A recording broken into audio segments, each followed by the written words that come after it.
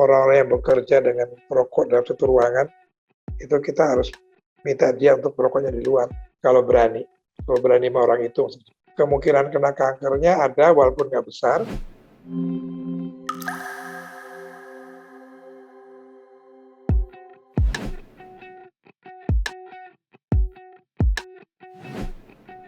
Sekali lagi, pertumbuhan dari sel paru yang ngaco sehingga timbul benjolan, sehingga dia di dalam tuh merusak dan dia bisa kemana-mana.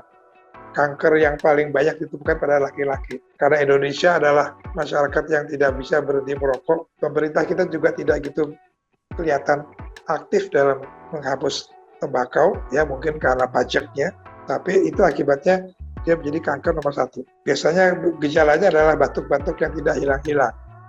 Nah ini sulitnya adalah memang perokok memang suka batuk-batuk. Tetapi kalau tidak hilang-hilang itu mesti diperiksakan.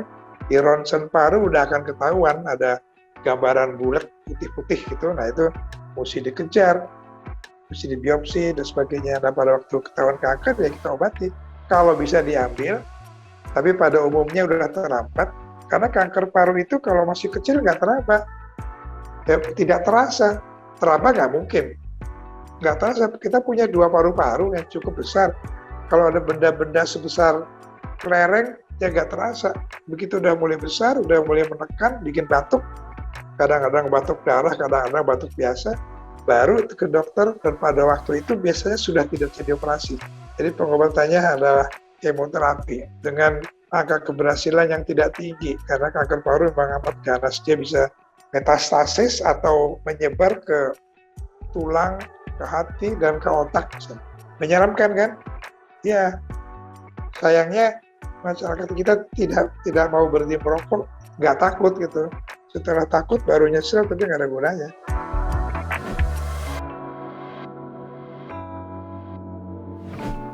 Ya lingkungan tadi, kurang olahraga segala macam, dan kalau polusi berlebihan, tapi polusi tidak banyak pengaruhnya, cuma 2-3%.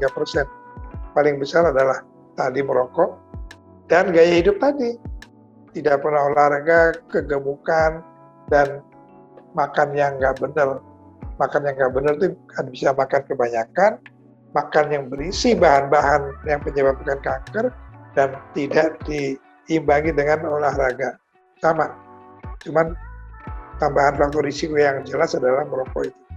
Walaupun merokok juga bisa menyebabkan kanker payudara, bisa menyebabkan kanker serviks, dan sebagainya, tapi yang paling jelas adalah paru, karena asap rokok masuknya ke paru dulu.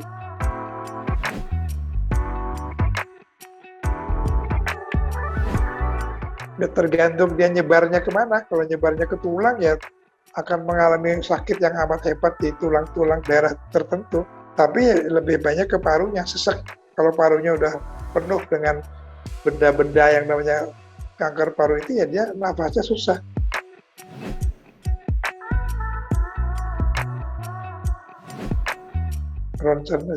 Ronsen paru.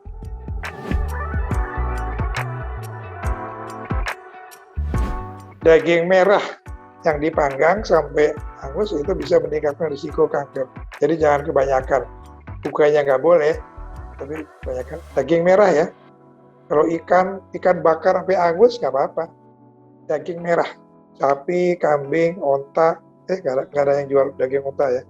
Dan berbagai daging-daging lainnya. Daging yang dibakar sampai timbul arang, maka dagingnya itu akan berubah menjadi zat yang dapat, bukan pasti ya, dapat menyebabkan kanker kalau dikonsumsi berlebihan atau setiap hari atau kebanyakan. Apapun yang baik, termasuk uang ya, kalau kebanyakan itu bikin penyakit.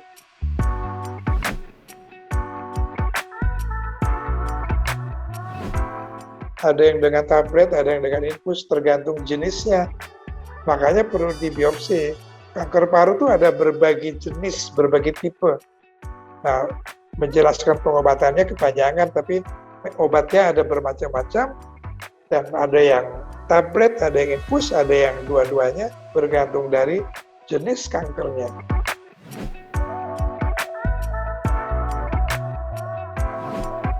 Kankernya bukan hanya dari tembakaunya, dari kertasnya. Mau dilinting, mau dari pabrik, ya itu kertas juga. tembakaunya juga mengandung bahan-bahan bikin kanker. Ya, satu rokok itu mengandung beberapa ratus bahan kimia yang bisa bikin kanker. Nggak ada kompromi, mau dilinting, mau di apa.